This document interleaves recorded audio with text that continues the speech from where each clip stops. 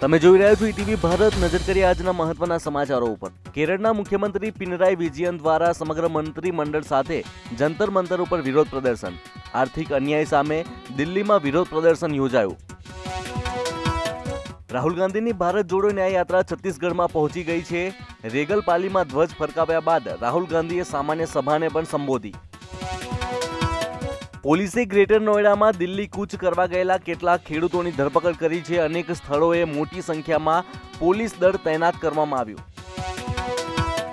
City bus અને બીઆરટીએસના કારણે થનારા અકસ્માત અને મૃત્યુની સંખ્યા રોકવા માટે મહાનગરપાલિકા દ્વારા એક્સિડન્ટ પોલિસી અમલમાં મૂકવામાં આવશે. છેલ્લા 8 વર્ષમાં લગભગ 58 જેટલા લોકોના મોત.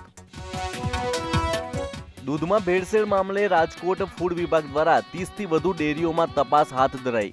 દૂધમાંથી વેજીટેબલ ફેટ અને પાણી મળી આવ્યું. ગણદેવી ચકચારી હત્યાકાંડમાં મુખ્ય આરોપી કલ્પેશ પટેલ ઝડપાયો. સોપારી લઈને મિત્રની હત્યા કરીને તેને દફનાવી દેવાની ઘટનાને આપ્યો હતો અંજામ.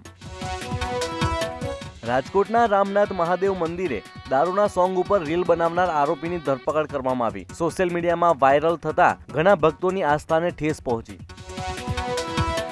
મોરબીના પંચાસર રોડ ઉપર જાણી જોઈને મહિલાને ટ્રક હેઠળ કચડ્યા હોવાનો ખુલાસો કરવામાં આવ્યો. હત્યાની કલમ ઉમેરાઈ. ભુજનું દેસલપર તળાવમાં ફરી એકવાર જળકુંભીનું સામ્રાજ્ય છવાયું. વિપક્ષે ભ્રષ્ટાચારના આરોપ કર્યા.